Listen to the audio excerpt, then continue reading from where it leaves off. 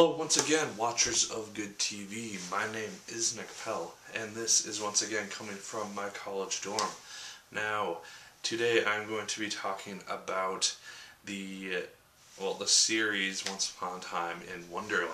This is a show which had a 13 episode run. I don't know if that was what they were originally planning to do, but the show started off with not the best ratings, and I think part of this was because it wasn't its original show, Once Upon a Time.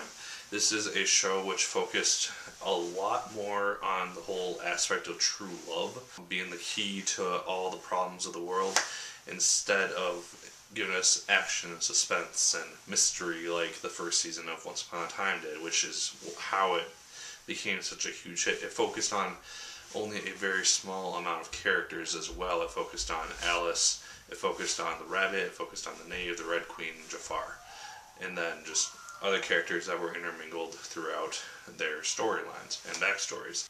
I think that's part of why people weren't as interested in it, because it limited the story a little bit more. I think if it had been renewed for a second season, it would have started to bring in other characters like maybe Snow White, maybe Regina, just other characters from the main show. That being said, by the time I finished Once Upon a Time in Wonderland, I was very much into it. I was hooked into it, and I thought that they ended it in a very, very good fashion. So that being said, I'm going to be talking about the entirety of the show here. I'm not going to talk about something after the credits of the video like I have done before. So know that. I'll talk about most of the beginnings of the show and up to the finale, and then I'll talk about the finale.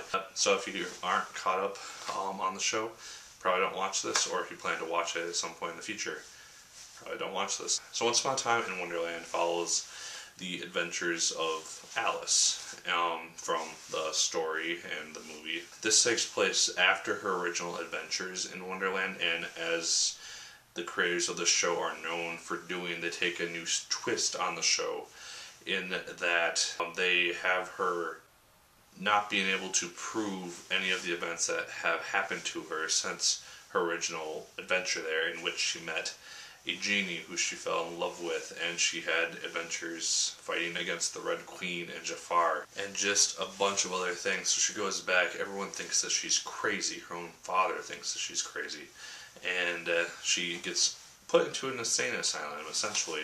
And in the very first episode, she is given the option to be given a drug that would allow her to forget everything that happened during her original time in Wonderland. Just before she's about to take this drug, because she's so depressed she doesn't think that she'll ever see Cyrus again, who is the genie that she fell in love with, and then she wants to do it. The rabbit bursts through, and he and the knave rescue her and take her back to Wonderland in search of Cyrus. And that is where the first half of the show basically takes place, and it is what the show is centered around, is the mission to go and save Cyrus from Jafar. Jafar has captured Cyrus, who was a genie for unknown purposes, originally unknown purposes, and it's a lot of back and forth for much of the first half of the episode.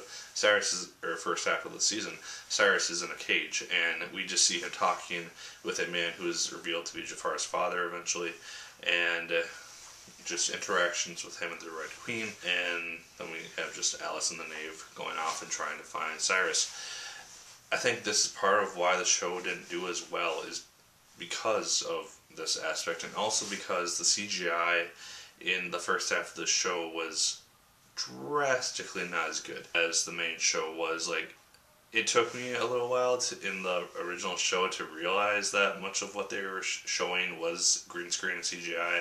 It was very evident a lot of the time in terms of the outdoor areas, in terms of like the yellow brick road, and that's Oz, one other thing, in terms of the road that Alice would walk down, and other things around the general area. It was just a lot of kind of obvious CGI, which kind of took viewers out of the show itself. The Red Queen and Jafar just seemed very basic. The Red Queen seemed kind of back and forth. We eventually learned that she is Anastasia, and she had a past relationship with Will, who is the knave, and it's just a big back and forth there.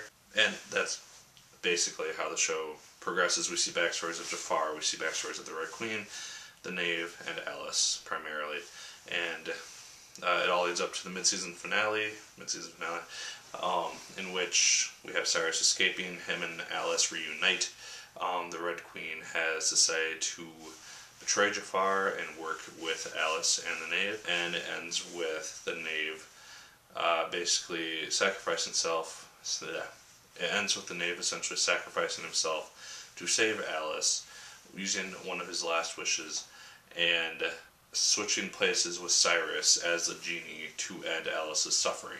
And that's where the mid-season finale ends, is with Will in the genie bottle, and he's floating around in a river. In the mid-season premiere, we see that Will is found by one of his friends from his past, who is madly in love with him, and it's just been the second half of the season is basically 5 episodes which focus on trying to take down Jafar with the efforts of everyone involved in the show who is not Jafar.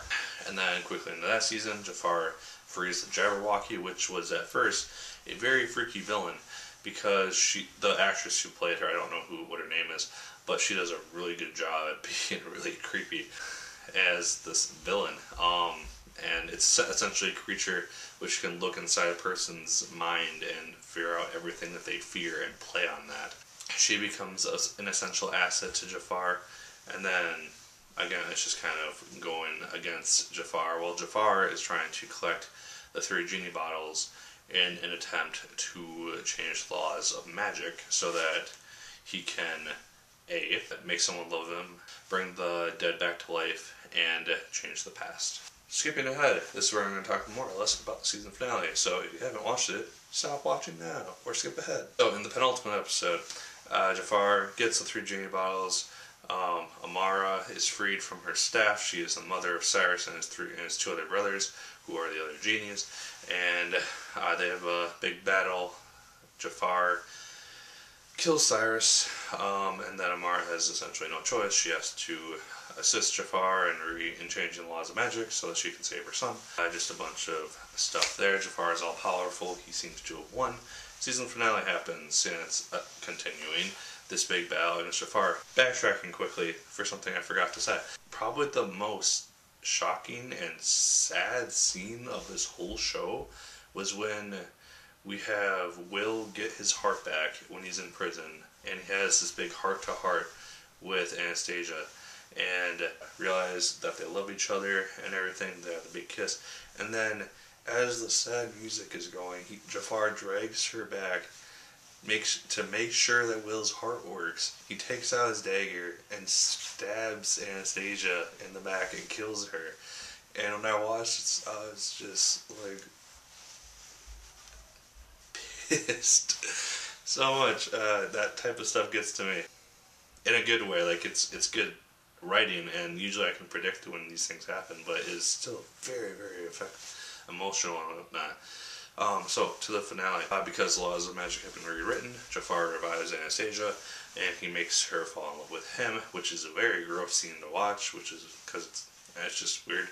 Alice is off trying to recruit people to assist in the fight against Jafar. Amara and Cyrus are off to bring the water back to the Well of Wonders so that the whole genie thing never happened and it gets reversed and the laws of magic go back to normal. And then, obviously, things happen, they're stopped, Alice gets captured, Jafar threatens to change her past so she never met Cyrus, which I thought would have been a very interesting plot twist, but obviously it doesn't happen. Jafar figures out where Amara is, Alice and friends escape, Will makes Anna remember him and love him again. We have the whole true love's kiss thing happen, which I thought was a very good time to use it. And they all end up at the Well of Wonders for the big final battle. Jafar looks like he's about to win, and kills Amara, smushes the water, makes it seem like he's all-powerful and no one can stop him now. He ends up destroying the Well of Wonders water, and she makes him become a genie. So it does kind of play on the Disney movie ending, in which Jafar in the movie is captured in a genie bottle and forced to serve people for the rest of his life. And this is essentially what happens. Jafar gets trapped inside a bottle, he's pissed off as all hell, and the bottle disappears somewhere into Wonderland. Interesting thing that could happen in the regular show is if Jafar's bottle is found, or if Rumpelstiltskin happens to have it, or something along those lines. I think that'd be a very interesting plot device and a way to tie the two shows together. Because I really do want to see some of these characters return in the original show. More than likely, it'll be Will, the Red Queen, and possibly Jafar, and the Rabbit, just because in the finale they're the only ones that return to Wonderland. It seems like after Alice and Cyrus are married, they essentially just live together in the regular world and have a child. So it's all happy days for them. There's a wedding, everything like that, and everyone else goes back to Wonderland. So my assumption is, if they do decide to continue the show in the sense of bringing back, well, not continuing the show, but continuing the characters in the regular show, which they could do maybe next season. I don't know how far ahead they've thought out these things, but it would just be really cool to see. And I really like some of these characters that they've introduced, and it's a shame that the show ended, but in this, how it started, it does kind of make some sense. When it was just starting out and I was originally watching it, I was a little bit questioning why I was watching it in the first place, just because it was kind of a chore to watch, because it wasn't terribly interesting aside from the backstories of these characters. So I was watching and holding out for it to get better. It did get better, but I think a lot of people gave up on it after the first few episodes. So that's why it got canceled. Once Upon a Time in Wonderland, it's a show that I enjoyed. I would have enjoyed to see another season and see where they took it. My assumption is that once they realized that they were going to be canceled, they filmed these last episodes so that they could wrap up the story, leave no loose ends, not set up any sort of plot twist or cliffhanger for the second season, which I'm glad that they did not do. It ended really well. I thought it wrapped up all the storylines more or less. It leaves room for these characters to appear in the regular show. Yeah, that's my thoughts on the show. I liked it. Leave your thoughts on Once Upon a Time in Wonderland down in the comments down below if you so choose. I'd appreciate that immensely. Yeah, as always, my good people, my name is Nick Pell. Like, favorite, comment, and subscribe if you so choose. I'd appreciate that immensely. Buy my short story on Amazon as well, because that'd be cool. And once again, keep on watching.